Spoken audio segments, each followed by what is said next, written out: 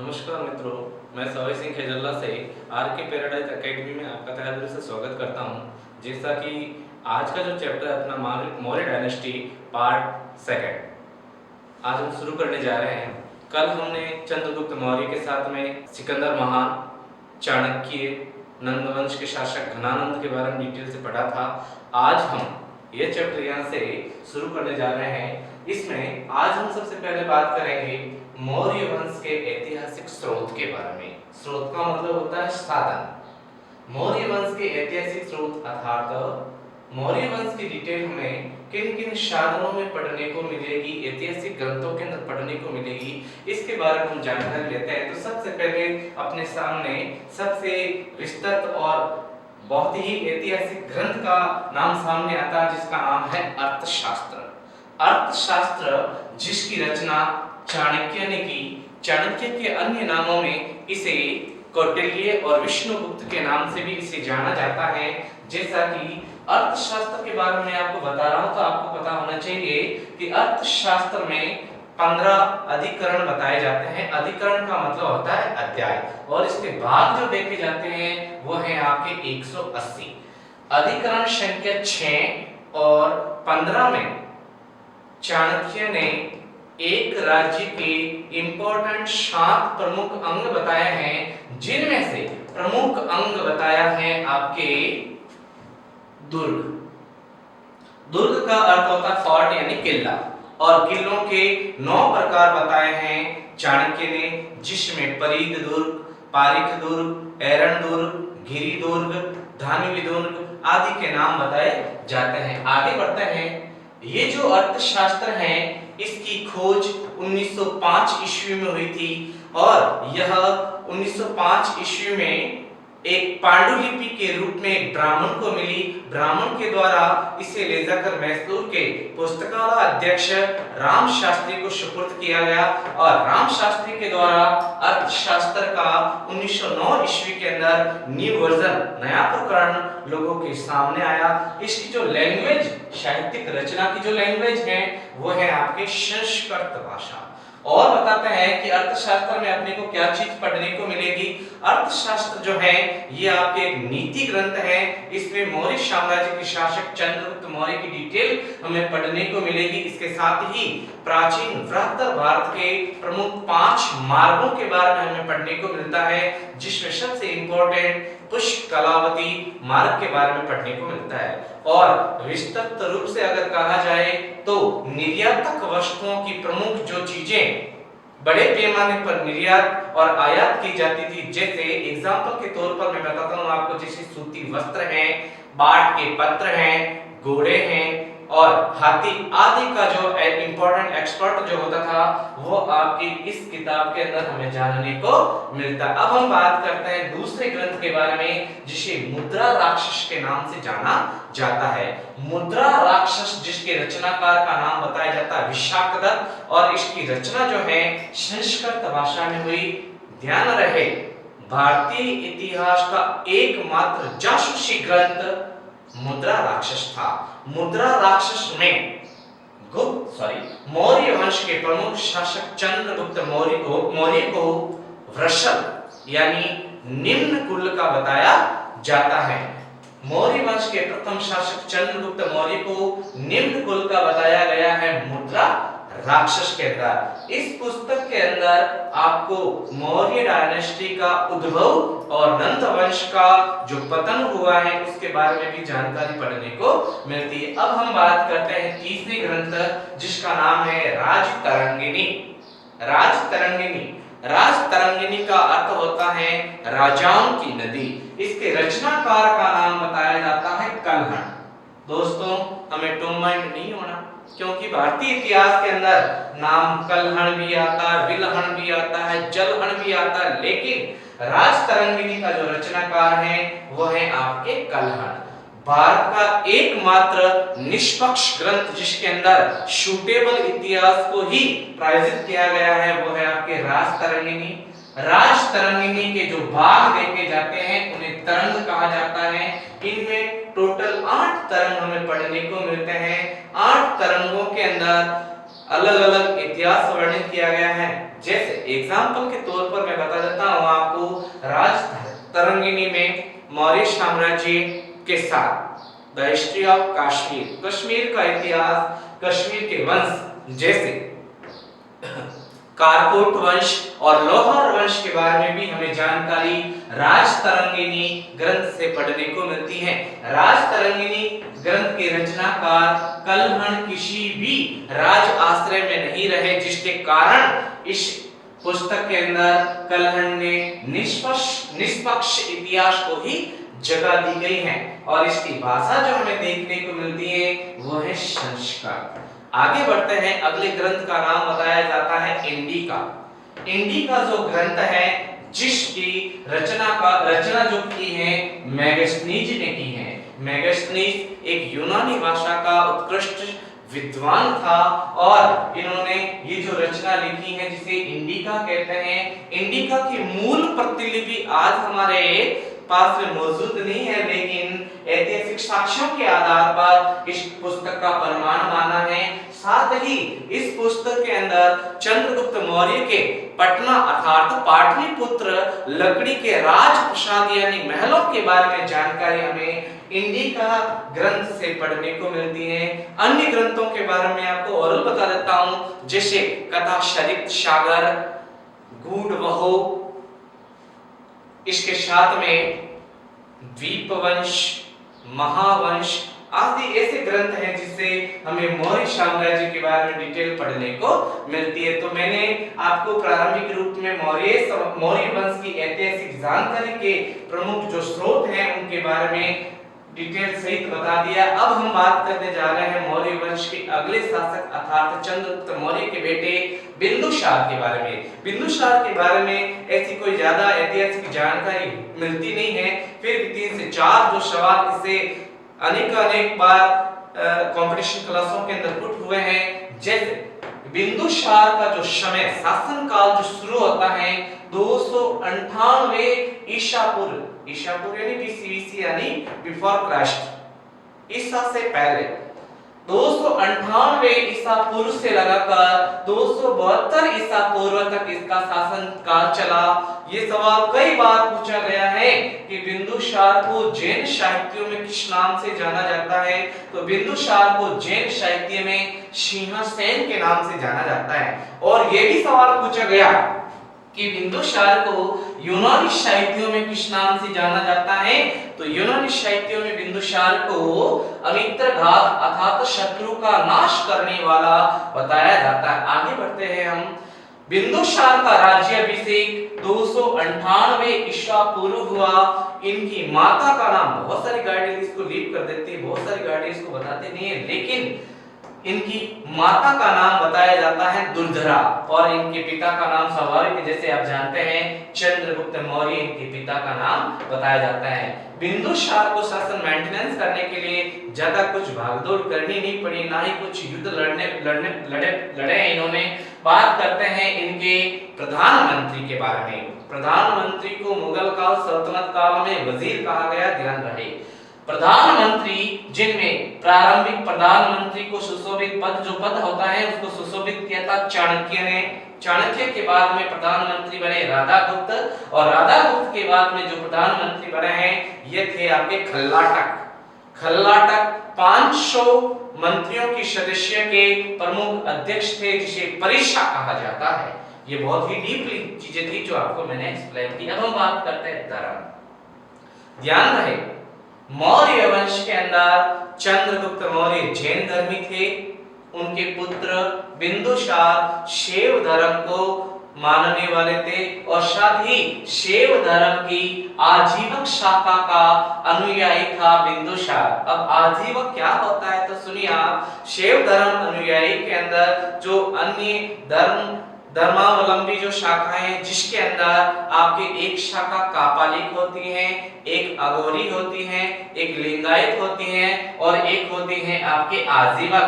वे साधु जो भगवान की भक्ति भी करते हैं और साथ ही अपने परिवार को चलाने के लिए काम और अन्य धन पार्जन की क्रियाएं भी करते हैं, उसे आजीवक शाखा या आजीवक साधु के नाम से जाना जाता है। अब हम बात करते हैं ऐतिहासिक साक्ष्य के बारे में कि बिंदुसार के शासन काल के अंदर ऐसी कोई घटना घटी है क्या, तो ध्यान रहे कि बिंदुसार के शासन काल के अंदर तक्षशिला स्थित 2 बार यूनानियों का विद्रोह हुआ। इस विद्रोह को रोकने के लिए प्रथम बार भेजा गया था सम्राट अशोक को और द्वितीय बार भेजा गया था उनके भाई सुसीम को, और इस विद्रोह को रोका गया। अब हम बात करते हैं, ये सवाल कई बार आए हैं कि बिंदुसार के शासन काल में कौन-कौन से विदेशी शासकों ने अपने दूत बिंदुसार के दरबार में भेजे थे। तो सबसे पहले शासक का नाम, शासक जो मिस्र देश के शासक थे जिनका नाम बताया जाता है आपके टोलमी द्वितीय। टोलमी द्वितीय शासक में यहां पर लिख देता हूं, टोलमी द्वितीय ने जिस दूत को बिंदुसार के दरबार में भेजा था उसका नाम था डायनोसिस। फिर बात करते हैं दूसरे और शासक जिन्होंने अपना दूत भेजा था, उसका नाम है एंटियोकस प्रथम। एंटियोकस प्रथम ने अपना दूत भेजा जिसे डायमेकस के नाम से जाना जाता है। दूत के आवागमन के बाद में बिंदुसार ने पत्राचार के माध्यम से सूखी अंजीर, मेवे और दार्शनिकों की मांग इन देश के शासकों से की। अब हम बात करते हैं कि बिंदुसार के समय अशोक की क्या स्थिति रही थी, तो सुनिए, बिंदुसार के शासन काल में सम्राट अशोक उज्जैन का राज्यपाल बनाया गया था। उज्जैन का राज्यपाल उसे बनाया गया था और बिंदुसार की डिटेल के बाद में भारतीय इतिहास की सबसे प्रमुख अहम कड़ी जिसे सम्राट अशोक की डिटेल कहा जाता है, इसकी जानकारी हम शुरू करते हैं। सम्राट अशोक, सम्राट अशोक जिनका शासन काल मैंने आपको सबसे पहले शो किया है 269 बीसी से लगाकर 232 ईसा पूर्व तक इन्होंने शासन किया। कई सारी गाइडें हैं 231 बताती है, लेकिन एनसीईआरटी बुक के अंदर 232 ईसा पूर्व ही लिखा मिलता है। और सम्राट अशोक की जो डिटेल है वो आपके इसी टर्म्स एंड कंडीशन के अंदर शुरू होती है। शुरू करने जा रहा हूं मैं सम्राट अशोक के बारे में जानकारी। सम्राट अशोक जिनकी मां का नाम शुभद्रागी बताया जाता है। शुभद्रागी से सम्राट अशोक को अत्यधिक लगाव था, क्योंकि सम्राट अशोक के 100 भाई थे। कई किताबें 100 भाई बताती है, कई किताबें 101 भाई बताती है। सम्राट अशोक के 100 भाई जो थे, इन भाइयों के अंदर राजगद्दी को लेकर आपाधापी शुरू हो गई थी। तो मौके की नजाकत को देखते हुए भाई सुसीम ने सम्राट अशोक की मां सुभद्रागी की निर्मम हत्या कर दी और इसके कारण सम्राट अशोक ने क्रोधाग्नि में, ये डिटेल हमें पढ़ने को मिलती है Mahavamsa, Dipavamsa Mahavamsa, the history of the Shillong, the history of ताम्रवर्णी, the history of Sri Lanka. Sri Lanka के इतिहास को महावंश कहा जाता है। महावंश ग्रंथ के अनुसार सम्राट अशोक ने क्रोधाग्नि में अपने 99 भाइयों की हत्या कर दी। ये सवाल भी पूछा गया किस भाई को जीवित छोड़ा, तो उस भाई का नाम बताया जाता है आपके वीताशोक। वीताशोक नाम का जो भाई था यह एक मॉन्क था। मॉन्क का अर्थ होता है भिक्षु। इस बौद्ध भिक्षु को जीवित छोड़ अपने 99 भाइयों की हत्या कर दी थी सम्राट अशोक ने। इन भाइयों की राजगद्दी को लेकर आबादी या फिर जो आपसी दौड़ थी, इसी समय के दौरान ये 4 वर्षों का समय निकल गया और 269 बीसी के अंदर सम्राट अशोक शासन आरूढ़ हुआ। बात करते हैं इसके राज्यारोहण के बारे में। तो जब सम्राट अशोक का राज्यारोहण हुआ 269 बीसी के अंदर, तब उन्होंने अपना सरनाम यानी उपाधि धारण की, जिसे देवानाम प्रियदर्शी के नाम से जाना जाता है।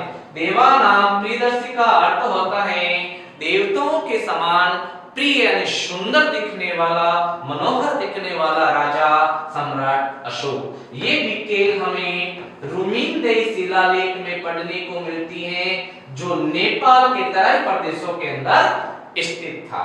अब हम बात करते हैं सम्राट अशोक के सांख्य दर्शन गुरु के बारे में। सम्राट अशोक के सांख्य दर्शन गुरु जो हुए हैं, इनका नाम मोगलीपुत्स्य बताया जाता है, और मोगलीपुत्स्य की अध्यक्षता में ही सम्राट अशोक ने बौद्ध धर्म की तृतीय बौद्ध संगीति, जिसका आयोजन थर्ड संगीति का अर्थ होता है सभा, बौद्ध सभा अर्थात तृतीय बौद्ध सभा बौद्ध संगीति का आयोजन 251 ईसा पूर्व में पाटलिपुत्र में मोगलीपुत्स्य की अध्यक्षता में इसे आयोजित करवाया, और इसी सभा के अंदर कार्य हुआ अभिधम पिटक का संपादन। आगे बढ़ते हैं। ये सवाल कई बार इस चैप्टर से भी पूछे जाते हैं कि सम्राट अशोक के अन्य नाम बताइए। तो सुनिए आप, सम्राट अशोक के जो अन्य नाम हम देखते हैं, तो सबसे पहले नाम आता है अशोक। सम्राट अशोक को किस अभिलेख के अंदर अशोक के नाम से उल्लिखित किया गया है, तो ध्यान रहे गुजरात व मास्की अभिलेख के अंदर इसका नाम अशोक पढ़ने को मिलता है, जिसे 1915 ईस्वी के अंदर पढ़ा गया। बात करते हैं देवानाम प्रियदर्शी। देवताओं के समान प्रिय दिखने वाला राजा अर्थात देवानाम प्रियदर्शी, जो ये नाम मिला है, ये मिला है रुमिनदेई शिलालेख के अंदर हमें ये जानकारी पढ़ने को मिलती है। आगे बढ़ते हैं। मगध का राजा सम्राट अशोक को किस शिलालेख में कहा गया, ये सवाल पूछा जा सकता है। तो नाम आता है बाबरू का शिलालेख। बाबरू का जो शिलालेख है, ये प्राप्त हुआ था बेराट से, और बाबरू के शिलालेख 2 प्राप्त हुए हैं। समय समय पर इनको 2 प्रमुख इतिहासकारों ने पढ़ा था। इनमें सबसे पहला नाम आता है कैप्टन बर्ट, और दूसरे का नाम आता है कालाइल। बाबरू का शिलालेख कहां से मिला है, तो आपको लिखना है बेराट से। कहां से? बेराट से ये बाबरू का शिलालेख मिला है। बाबरू का जो शिलालेख है वर्तमान कहां स्थित, किस म्यूजियम के अंदर स्थित है, तो नाम आता है आपके कोलकाता म्यूजियम। आगे बढ़ते हैं। अशोक वर्धन। सम्राट अशोक को अशोक वर्धन किसमें कहा गया है, किसमें पुकारा गया है, तो नाम आता है पुराणों में। सम्राट अशोक को पुराणों में जो नाम मिला है वो है अशोक वर्धन। आगे बढ़ते हैं। अशोक मौर्य। सम्राट अशोक को किस अभिलेख के अंदर अशोक मौर्य के नाम से जाना गया है, तो नाम आता है जूनागढ़ अभिलेख। जूनागढ़ अभिलेख के बारे में भी बहुत सारे सवाल पूछे जाते हैं। जूनागढ़ गुजरात में पड़ता है, और यहाँ पर एक झील है जिसका निर्माण मौर्य काल में हुआ था।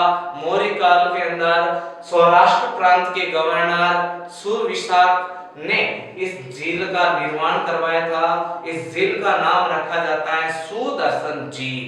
सुदर्शन झील का अर्थ होता है सुंदर दिखने वाली झील। तो सुंदर दिखने वाली झील अर्थात सुदर्शन झील के किनारे जो अभिलेख मिलता है उसे जूनागढ़ अभिलेख कहा जाता है, और जिसमें हमें अशोक का नाम अशोक मौर्य जानने को मिलता है। अब हम बात करते हैं चंडाशोक। चूंकि सम्राट अशोक ने बौद्ध धर्म को एक्सेप्ट कर लिया था, और बौद्ध धर्म को नेग्लेक्ट करने वाले भी बहुत सारे धार्मिक अधिकारी हुआ करते थे। जैसे हिंदू धर्म के बहुत सारे लोग बौद्ध धर्म को खत्म करना चाहते थे, तो कुछ ब्राह्मणों ने उत्तर भारत में मिलकर एक गांव से पीपल के वृक्ष को काट डाला। पीपल के वृक्ष को बोधि वृक्ष कहा जाता है। तो पीपल के वृक्ष को काटने के कारण सम्राट अशोक ने उस गांव के 600 ब्राह्मणों की हत्या करवा दी, जिसके कारण यहीं पर सम्राट अशोक का नाम बुरे अक्षरों में लिखा जाता है, जिसे चंडाशोक के नाम से जाना जाता है। सम्राट अशोक के बारे में आगे बात करते हैं। तो सम्राट अशोक ने जो धर्म अपनाया उसे बौद्ध धर्म के नाम से जाना जाता है। सम्राट अशोक ने उपगुप्त नामक एक बौद्ध भिक्षु से धर्म की दीक्षा ली और धर्म की दीक्षा लेने के बाद में इस धर्म के प्रचार और प्रसार के लिए अपने पुत्र महेंद्र और पुत्री संघमित्रा को सिंहल द्वीप भेजा। अपने बहुत सारे धर्म अनुयायियों को अन्य क्षेत्रों में भी भेजा था, लेकिन बौद्ध धर्म अपनाने के पीछे भी एक कंडीशन है कि सम्राट अशोक ने 14 दिशाओं के अंदर मौर्य साम्राज्य को फैलाया था। और बात करें कि सम्राट अशोक ने बौद्ध धर्म को एक्सेप्ट क्यों किया, तो सुनिए आप कि सम्राट अशोक के जीवन काल के अंदर सबसे बुरा जो साया आया वो है द बैटल ऑफ कलिंग युद्ध। द बैटल ऑफ कलिंग युद्ध, कलिंग का जो युद्ध लड़ा गया था, ये युद्ध लड़ा गया था 261 ईसा पूर्व के अंदर। कलिंग जो क्षेत्र पड़ता है ये आपके वर्तमान उड़ीसा का जो क्षेत्र है उसे कलिंग कहा जाता है। कलिंग की राजधानी पड़ती है तौसली। विभिन्न प्रकार के जो शिलालेख है इसके अंदर शासक का नाम नंदराज बताते हैं, कई बार खारवेल के आते खारवेल का भी नाम बताया जाता है। अब हम बात करते हैं कि कलिंग के ऊपर सम्राट अशोक ने आक्रमण क्यों किया, तो हस्ती सेना के लिए हाथियों की रिकवरी कलिंग से की जाती थी। कलिंग के वनों के अंदर बहुतायत हाथी मिलते थे, इसके कारण कलिंग के ऊपर अटैक किया गया। ये जो युद्ध हुआ था बैटल ऑफ कलिंग, इस युद्ध के अंदर 1 लाख लोग ऑन स्पॉट मारे गए, लगभग 1.5 लाख लोग इसके अंदर अर्थात इससे इंजर्ड हुए और 70,000 लोग इससे प्रभावित हुए, जिनकी रोजी रोटी चली गई थी। पूरा का पूरा धरती रक्त रंजित हो गया था। और जब इस युद्ध को जीत लिया सम्राट अशोक ने और अपने टेंट शिविरा के अंदर इस युद्ध का जयघोष मना रहा था या फिर खुशी मना रहा था, तो एक मॉन्क के द्वारा हाथ पकड़कर इस युद्ध क्षेत्र का भ्रमण करवाने के बाद में सम्राट अशोक का हृदय कलवित हो गया और उसने अपने शेष जीवन के अंदर भेरी घोष को छोड़कर धम्म घोष को अपना लिया। भेरी घोष का अर्थ होता है युद्ध करना और धम्म जो अपने आप में धर्म से जुड़ा हुआ है, अर्थात इस प्रकार सम्राट अशोक ने बौद्ध धर्म को एक्सेप्ट किया। अब हम बात करते हैं जिससे बहुत सारे सवाल निकलते हैं सम्राट अशोक का धम्म। सम्राट अशोक ने राजा बनने के बाद में धम्म का निदान किया। धम्म का निदान सम्राट अशोक ने 255 ईसा पूर्व के अंदर किया और इसके एक प्रमुख अधिकारी की नियुक्ति की जिसे धम्म महामात के नाम से जाना जाता है। सम्राट अशोक के धम्म के प्रमुख रूल्स और रेगुलेशन यानी नियमावली क्या थी, सुनिए ध्यान से। बड़ों का आदर करना, सर्वधर्म समभाव, ज्यादा धन संचय नहीं करना, साधु सन्यासियों का आदर करना और इसके साथ में आडंबरहीन समाज से बाहर रहना, धम्म समाज का हिस्सा बनना, ये धम्म के प्रमुख नियमावली थी। और भारत भूमि में अनेक क्षेत्रों के अंदर धम्म नामक संस्थाएं खोली गई जिसके प्रमुख अधिकारी को धम्म महामात के नाम से जाना जाता है। अब हम बात करते हैं सम्राट अशोक के अभिलेखों के बारे में। हालांकि इसके बारे में मैं जानकारी ज्यादातर आपको ओरल दे रहा हूं, थोड़ा ध्यान रखना आप। अभिलेख, यहीं से अपना सवाल शुरू होता है कि अभिलेख किसे कहा जाता है। तो सुनिए आप, किसी कठोर या प्रस्तर पर उत्कीर्ण ऐतिहासिक जानकारी को अभिलेख कहा जाता है। अब अभिलेख के अंदर स्तंभ लेख भी आता है, गुहा लेख भी आता है, शिला लेख भी आता है, ताम्रपत्र लेख भी आता है। ध्यान रहे, सम्राट अशोक ने अपने जो अभिलेख लिखवाए इसमें शिलालेख भी थे, जो 14 शिलालेख और उसकी वर्णित विषय वस्तु बहुत इंपॉर्टेंट है भाई। और इसके अंदर ये भी मोटा मोटी तौर पर मैं आपको बता देता हूं, जैसे धम्म महामात की नियुक्ति किस अभिलेख से हमें जानकारी मिलती है, तो आपको देखना है 5वें अभिलेख से। और बात करें the battle of Kalinga, Kalinga के युद्ध की जानकारी हमें अशोक के 14 अभिलेखों में किस में पढ़ने को मिलती है, तो अपने को पढ़ने को मिलता है 13वां अभिलेख। अब हम बात करते हैं अशोक के गुहा लेखों के बारे में। सम्राट अशोक के जो गुहा लेख हैं गुहा लेख का मतलब होता है गुफाओं के अंदर लिखे गए लेख। ये जो गुहा लेख लिखवाए गए बिहार में जगह पड़ती है जिसका नाम है गया। गया के अंदर एक पहाड़ी स्थल है जिसका नाम है बराबर की पहाड़ियां। बराबर की पहाड़ियों के अंदर 4 गुफा लेख, 4 गुफाएं बनाई गई हैं जिनमें विश्व झोपड़ी, कर्ण, चौपार आदि नाम से गुहा लेख लिखवाए गए हैं। और इन गुहा लेख में सम्राट अशोक को राजकुमार बताया गया है। ध्यान रखना आपको थोड़ा सा। अब हम बात करते हैं सम्राट अशोक के इन अभिलेखों की लैंग्वेज यानी भाषा क्या रही। सुनिए, सम्राट अशोक के अभिलेखों की जो भाषाएं थी उनमें नाम आता है खरवष्टि, खर प्लस उष्ट, उल्टा वाचन करने वाला। और अगर इसकी संधि करके इसका शाब्दिक अर्थ ढूंढा जाए तो नाम आता है गधा। आगे बढ़ते हैं दूसरी भाषा खरवष्टि के बाद में अगली भाषा का नाम है ब्राह्मी। अगर पूछ लिया जाए कि सम्राट अशोक के ज्यादातर अभिलेख भारत में किस लैंग्वेज में लिखे गए हैं तो नाम आता है ब्राह्मी। खरवष्टि, ब्राह्मी, ग्रीक और अगली एक और भाषा है जिसका नाम है अरेमाइक। इन भाषाओं के अंदर सम्राट अशोक ने अपने अभिलेख उत्कीर्ण करवाए गए। सम्राट अशोक के जो अभिलेख हैं, इन अभिलेखों की जो सम्राट अशोक के अभिलेख जो हैं इनकी खोज 1750 ईस्वी में टी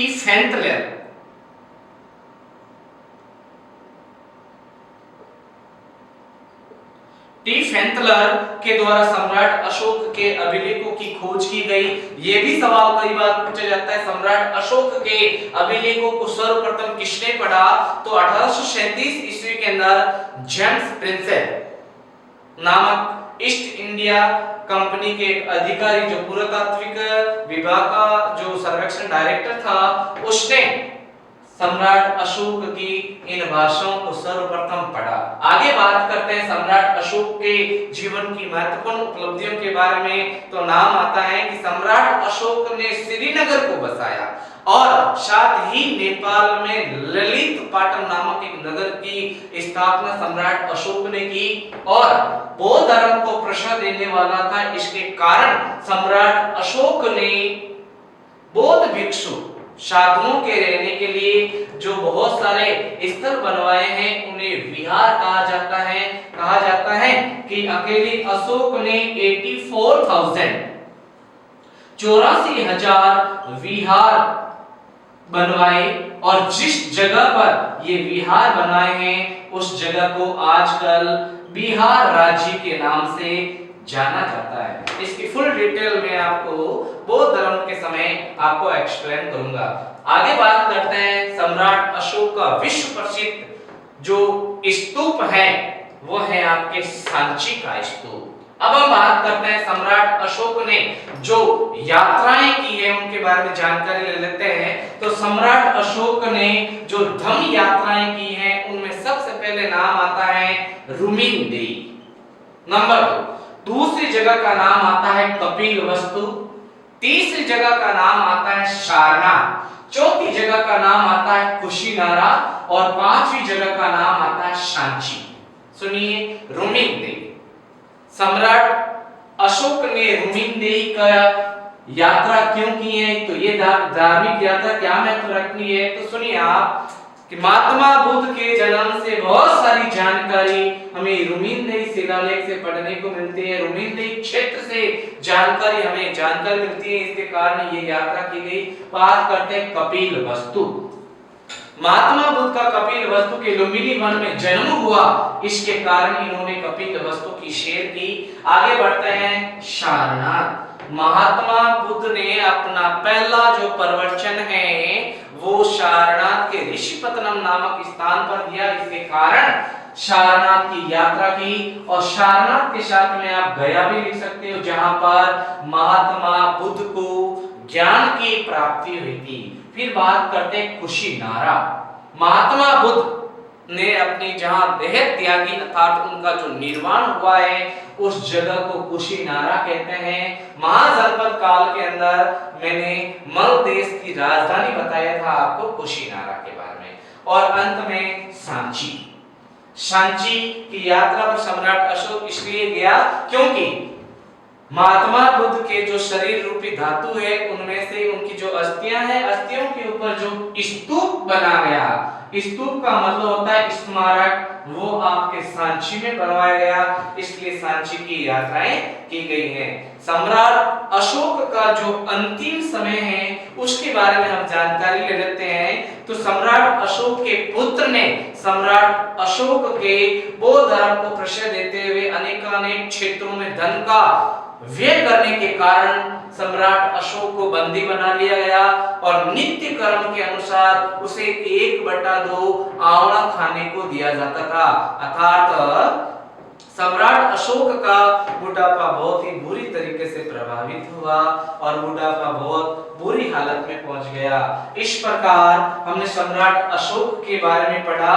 अब हम जानकारी ले लेते हैं कि मौर्य साम्राज्य का अंतिम शासक, मौर्य साम्राज्य का अंतिम शासक जो बताया जाता है वो बताया जाता है बृहदत्त मौर्य।